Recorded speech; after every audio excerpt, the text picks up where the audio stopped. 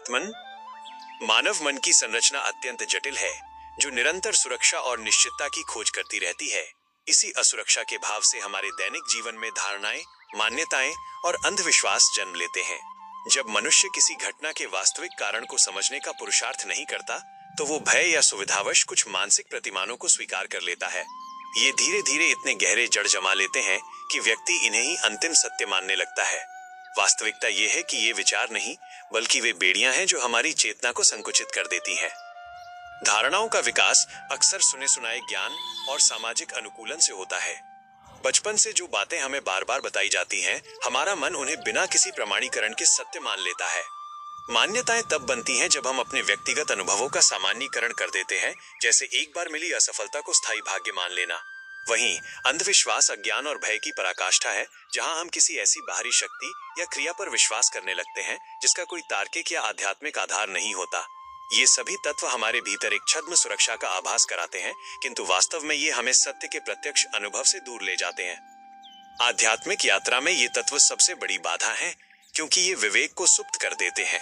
ईश्वर की ओर बढ़ना पूर्णतः जागृत होने की प्रक्रिया है, जबकि अंधविश्वास हमें मानसिक निद्रा में धकेलता है। जब तक आप इन पूर्व ग्रहों से मुक्त नहीं होंगे, आप द्वैत से ऊपर नहीं उठ सकते। धारणाएं हमें मेरा और तेरा के बीच विभाजित करती हैं, जिससे द्वेष और भ्रम पैदा होता है। अतः पूर्ण विकास के लिए यह अनिवार्य है कि आप इन कूड़ा करकट जैसे विचारों को तत्काल त्यागें। सत्य को जानने के लिए चित्त का रिक्त होना आवश्यक है। एक भरा हुआ पात्र नवीन और शुद्ध ज्ञान को ग्रहण नहीं कर सकता। अंतिम यात्रा का मार्ग अत्यंत सूक्ष्म है। यहाँ केवल वही टिक सकता है जो धारणाओं के बोझ को उतारकर अनुभव प्रमाण के नग्न सत्य के साथ चलने को तैयार हो। अपनी अशुद्धियों को पहचानें और देखें कि आपकी कितनी मान्यताएं केवल डर पर टिकी हैं। इन बाधाओं को गिराते ही आप पाएंगे कि ईश्वरीय चेतना का प्रकाश स्वतः ही आपके भीतर प्रवाहित होने लगा है। इस विषय पर आत्मनिरीक्षण हेतु कुछ प्रश्न। 1.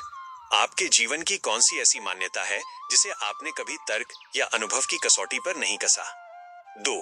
क्या आप किसी विशेष परंपरा या नियम का पालन केवल क्या होगा के डर से कर रहे हैं? 3.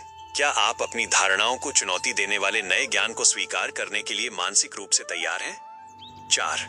इन अंधविश्वासों को त्यागने के बाद जो शून्य पैदा होगा, क्या आप उस शांति का सामना करने का साहस रखते हैं?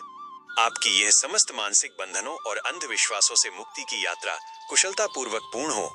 आप अज्ञान के कुहासे को चीरकर सत्य के जाज्वल्यमान प्रकाश को प्राप्त करें, ऐसी मेरी अनन्य शुभकामनाएं हैं। सादर विदा। Subscribe for more details.